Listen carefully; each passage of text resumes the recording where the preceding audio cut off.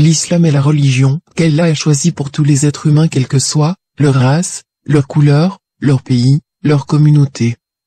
Comme pour toute organisation, il faut des principes et des bases solides. L'islam est basé sur 5 piliers fondamentaux. L'attestation de foi. Accomplir la prière. S'acquitter de la zakat. Jeûner le ramadan. Le pèlerinage à la Mecque une fois dans la vie, pour ceux qui en ont les moyens. Premier pilier de l'islam, l'attestation de foi. Le musulman est celui qui atteste qu'il n'y a pas d'autre divinité à part Dieu et que Mohammed est le messager de Dieu. Cette déclaration est connue sous le nom arabe de Shahada. Celui ou celle qui prononce cette attestation avec sincérité devient musulman.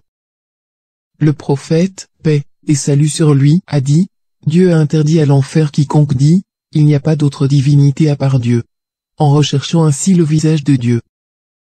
La première partie, il n'y a pas d'autre divinité à part Dieu, signifie que nul n'a le droit d'être adoré à part Dieu, et que Dieu n'a ni partenaire, ni fils.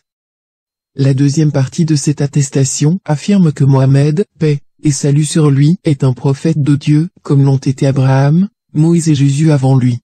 Mohammed, paix et salut sur lui, a été envoyé avec la révélation finale.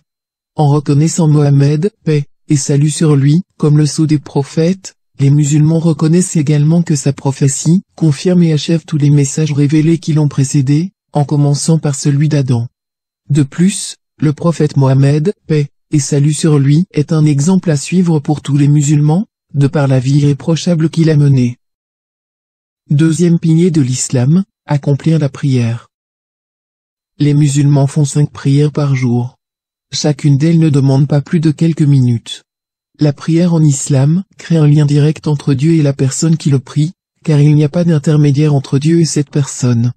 Lorsqu'une personne prie, elle ressent au fond d'elle-même du bonheur, de la paix, et du bien-être, et elle sent que Dieu est satisfait d'elle. Les prières se font à l'aube, à midi, au milieu de l'après-midi, au coucher du soleil, et dans la soirée. Un musulman peut prier à peu près n'importe où, que ce soit dans un champ, au bureau, dans une manufacture ou à l'université. À condition que cette place soit propre.